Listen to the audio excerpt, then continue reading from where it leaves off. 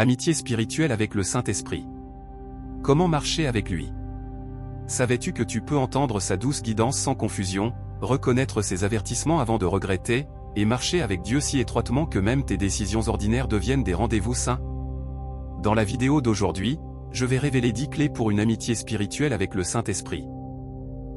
Comment marcher avec lui, reconnaître sa voix, honorer sa présence, et vivre avec une conscience stable de Dieu qui change la façon dont tu penses, parles, décides et endures. Ce n'est pas une religion qui vient te visiter quand la vie devient dure. C'est une vraie relation qui reste avec toi quand la vie est normale. Parce que le Saint-Esprit n'est pas un sentiment que tu poursuis. Il est le consolateur que Jésus a promis, le compagnon qui te conduit dans la vérité, et celui qui apporte la paix du ciel dans tes pas quotidiens. Si tu as déjà senti Dieu proche un moment, puis distant le suivant, ce message est pour toi. Commençons. Étape 1. Honore sa présence, pas seulement sa puissance. Jean 14, 16-17 enseigne que Jésus n'a pas promis une aide occasionnelle, mais un autre consolateur qui demeurerait avec nous et serait en nous. Cela signifie que le Saint-Esprit n'est pas une option d'urgence. Il est un compagnon saint.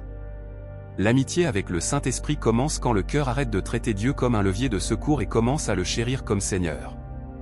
Certains font des vœux dans la tempête, Dieu, si tu me sors de là, je ne retournerai jamais en arrière. Puis, dès que le soleil revient, ils s'éloignent. Non parce que Dieu a changé, mais parce que leur recherche était la puissance, pas la présence. Et la tragédie, c'est que le désespoir peut ressembler à de la dévotion tout en restant centré sur soi. Pourtant 2 Corinthiens 13h14 dévoile le modèle divin, la grâce de Jésus, l'amour de Dieu, et la communion du Saint-Esprit.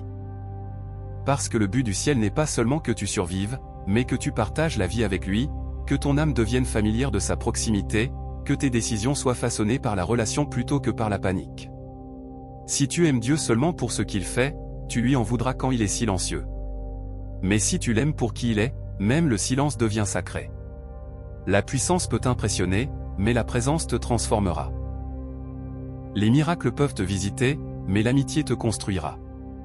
Jésus a promis le consolateur parce que les croyants n'ont jamais été conçus pour vivre la vie chrétienne par la seule force de volonté, mais par une communion continue, marcher avec lui, le reconnaître, l'honorer, écouter son conseil, et se réjouir que Dieu se soit approché. L'amitié avec le Saint-Esprit fait la différence entre une foi qui visite seulement Dieu et une foi qui vit avec Dieu. Étape 2. Garde ta vie intérieure propre, parce que l'amitié demande la confiance. Psaume 51, 10 n'est pas un discours de performance. C'est un cri du cœur, crée en moi un cœur pur, ô Dieu. Parce que les batailles les plus profondes ne sont pas toujours publiques. Elles sont intérieures, motifs, pensées, désirs, choix privés. L'amitié avec le Saint-Esprit prospère là où l'intégrité garde l'invisible. Propre ne veut pas dire sans défaut. Cela veut dire honnête, aligné et réceptif. Parce que la pureté n'est pas un masque que tu portes. C'est une direction que tu choisis. Et Éphésiens 4h30 avertit que l'esprit peut être attristé. Non parce qu'il est fragile, mais parce que l'amour peut être blessé quand la confiance est répétée ignorée. Joseph enseigne cela sans ajouter un verset. Avant de fuir la tentation, il a réglé une affaire dans son cœur. Il a décidé à qui il appartenait. Il a décidé ce qui comptait. Il a décidé que la faveur de Dieu valait plus que l'approbation d'un moment. Et cette décision intérieure est devenue une fuite extérieure. Considère la confiance comme de l'eau claire dans une coupe. Si la coupe est polluée, l'eau peut encore être là, mais elle ne peut pas être savourée comme elle devrait l'être. Et l'esprit ne sera pas traité comme un accessoire pendant que le cœur s'amuse avec le compromis. L'intégrité est le langage que l'esprit comprend. Quand le cœur parle vrai, le ciel s'approche. Un cœur pur n'est pas un cœur parfait. C'est un cœur qui refuse de se cacher. Attrister l'esprit peut ressembler à des négociations intérieures répétées, justifier ce que Dieu a déjà corrigé, garder une double vie secrète tout en affichant un sourire public. Et le coup est toujours le même, la clarté diminue, la joie s'amincit, l'intimité semble distante. Non parce que Dieu t'a abandonné, mais parce que l'amitié ne peut pas fleurir là où la tromperie est protégée. Étape 3, apprends ses freins doux et prends-les au sérieux. Ésaïe 30. 21 révèle un Dieu qui guide non par confusion mais par direction, voici le chemin, marche-y. Et Galates 5h16 nous appelle à marcher dans l'esprit. cela signifie que l'amitié avec le Saint-Esprit inclut apprendre ses freins doux, la retenue calme, la correction douce, le redirigement tranquille qui te sauve du mal. La condamnation crie, tu es fini. Mais la conviction insiste avec amour, reviens. Parce que Dieu corrige pour restaurer, pas pour détruire. Et il guide souvent avec clarté plutôt qu'avec chaos. Philippe modélise cela en répondant à une impulsion divine et en se retrouvant à parler via une âme en recherche. Il n'a pas traité le nudge de l'esprit comme une suggestion. Il l'a traité comme un guide sacré. Et l'obéissance a ouvert une porte que la stratégie n'aurait pas pu planifier. Voici comment cela se passe. Tu es sur le point de lâcher des mots qui blesseraient quelqu'un, et quelque chose en toi se serre. Pas la peur, mais la retenue. Tu es sur le point de signer une décision qui semble rentable. Et ton esprit perd la paix. Pas la confusion, mais l'avertissement. Tu es sur le point d'entrer dans un endroit que tu avais promis à Dieu de quitter. Et un signal intérieur monte. Pas du drame, mais un calme non. L'esprit nous freine souvent comme un musicien habile entend une fausse note dans une belle chanson. Les autres ne remarquent peut-être rien, mais l'oreille entraînée refuse de laisser passer la dissonance parce que l'harmonie compte. Le murmure de l'esprit est souvent plus fort que le cri du monde, mais seulement pour un cœur qui écoute. La maturité n'est pas tout savoir. La maturité est répondre vite quand Dieu rend quelque chose clair. Marcher dans l'esprit n'est pas une inspiration occasionnelle. C'est une coopération continue, un alignement moment par moment qui construit le discernement. Parce que l'amitié avec le Saint-Esprit n'est pas une visite de week-end. C'est une compagnie quotidienne. Étape 4. Choisis la paix comme ton environnement. Colossiens 3h15 dit que la paix de Christ règne dans vos cœurs. Et Romains 14h17 déclare que le royaume de Dieu est justice, paix et joie dans le Saint-Esprit. Cela signifie que l'amitié avec le Saint-Esprit fleurit dans une atmosphère de paix, parce que Dieu construit la clarté et le calme. La paix n'est pas du déni. C'est de la gouvernance. Une autorité intérieure qui empêche ton âme d'être détournée par la panique. Jésus calmant la tempête montre le contraste entre ce qui se passe autour de toi et ce qui règne en toi. Les vagues étaient réelles, mais sa paix était plus grande. Et quand la paix parle, les tempêtes perdent leur droit de dominer. La paix n'est pas de l'évitement, parce que l'évitement fuit la responsabilité. Mais la paix reste dans la responsabilité sans perdre son calme. La paix n'est pas de la passivité, parce que la passivité se rend au désordre. Mais la paix impose l'ordre dans l'âme. La paix n'est pas ce que tu ressens quand tout est réparé. La paix est ce que tu portes parce que Dieu est présent. Et quand la paix règne, la sagesse monte. Quand le chaos règne, les erreurs se multiplient. Dieu est roi. Et son royaume porte justice, paix et joie. L'amitié avec le Saint-Esprit grandit là où le cœur fait de la place pour cette atmosphère du royaume. Étape 5, arrête de négocier avec le péché. Traite-le comme un voleur. Jean 10h10 dévoile l'agenda du voleur, voler, tuer et détruire, tandis que le cœur de Dieu est vie et abondance. Et Jacques 1, 14-15 explique le chemin. Le désir attire, le consentement accepte, et le péché mûrit en conséquence. Donc l'amitié avec le Saint-Esprit ne peut pas être maintenue en négociant avec ce qui est conçu pour te voler. Le péché n'est pas une habitude inoffensive. C'est un vol, il vole la clarté, la joie, l'autorité et l'intimité.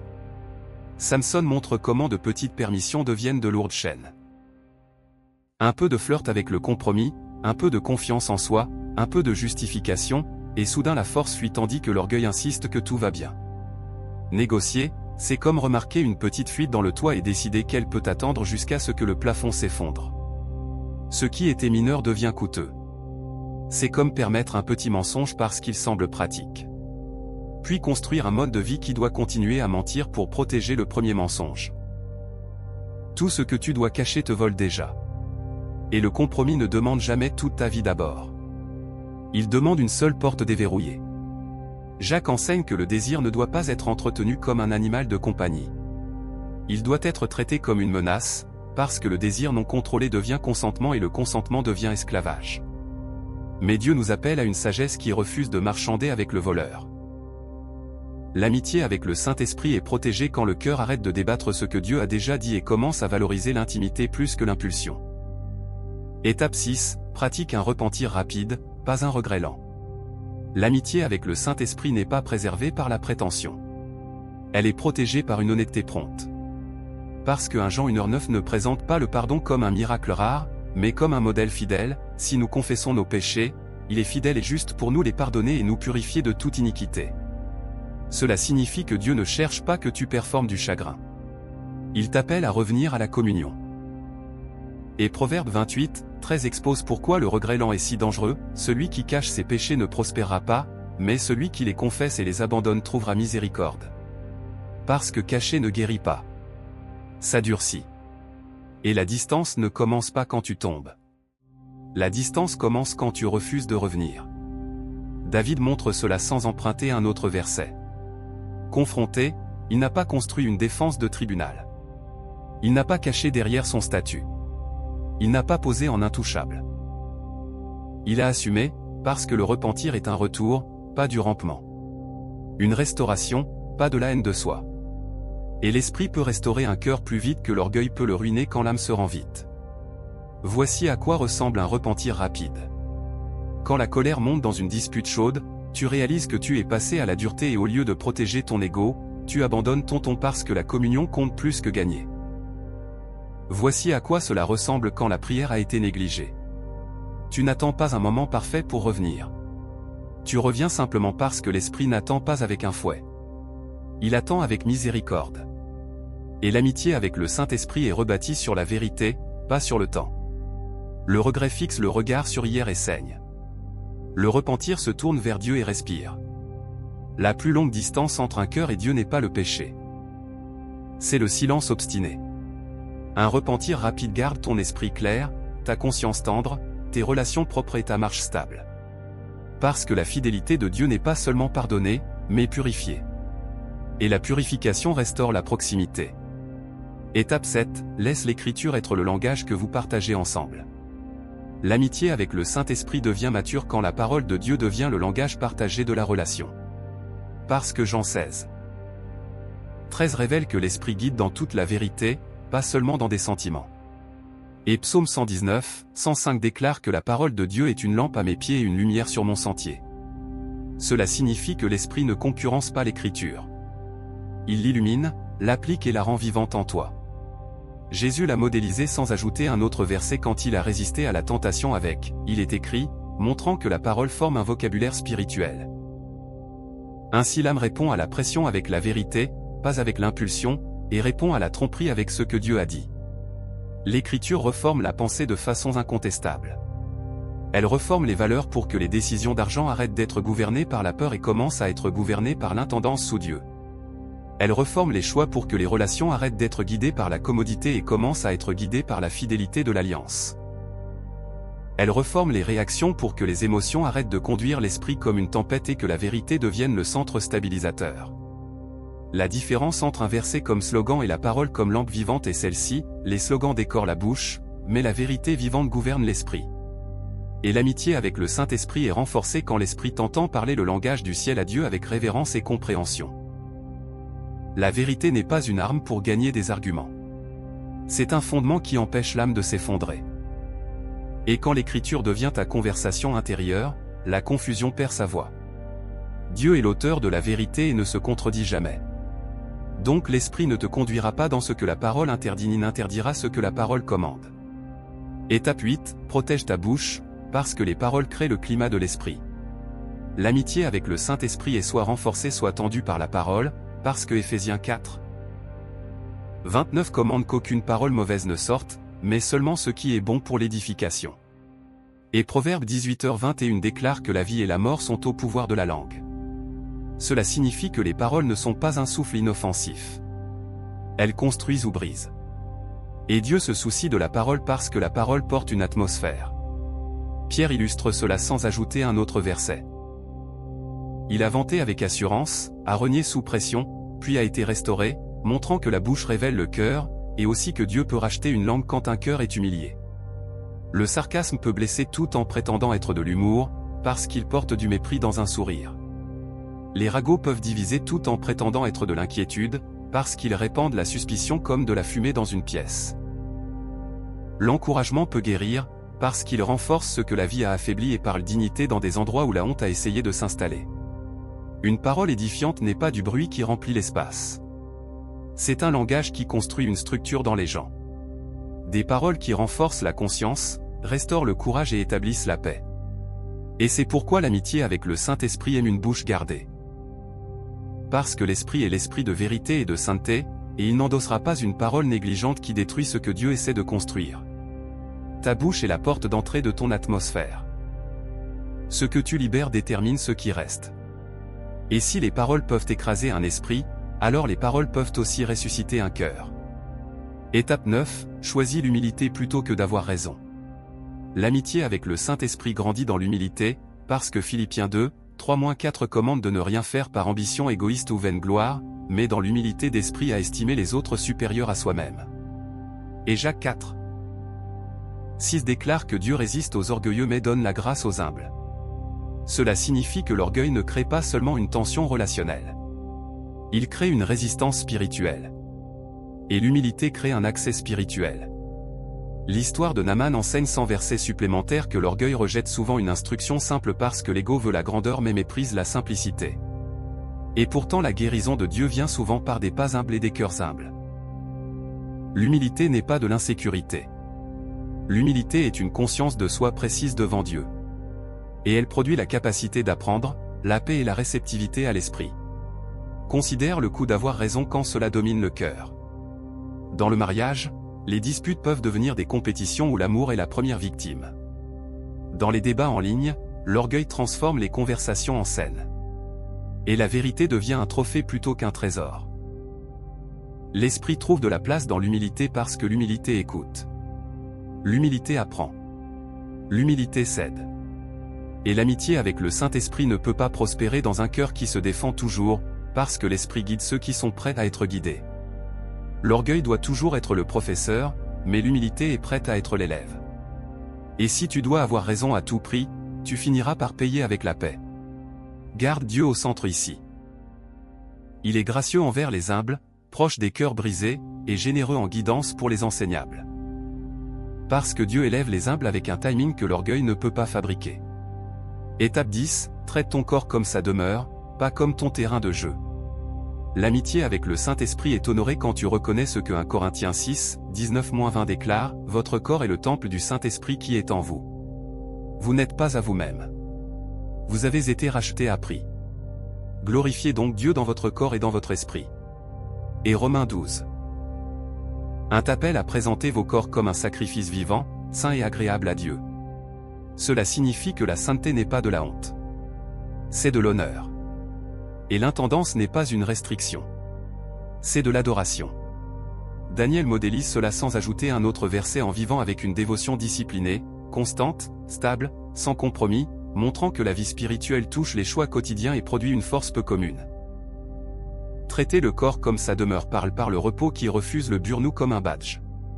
Par des habitudes qui protègent la clarté plutôt que d'entretenir l'esclavage. Par la maîtrise de soi qui entraîne l'appétit au lieu d'être entraîné par lui. Par des décisions de santé qui respectent l'œuvre de Dieu, et par des limites qui gardent la paix et la pureté. Ce n'est pas de l'autosuffisance. C'est de la révérence. Dieu a choisi de demeurer. Et quel saint miracle que l'Esprit fasse sa résidence là où tu vis et respires.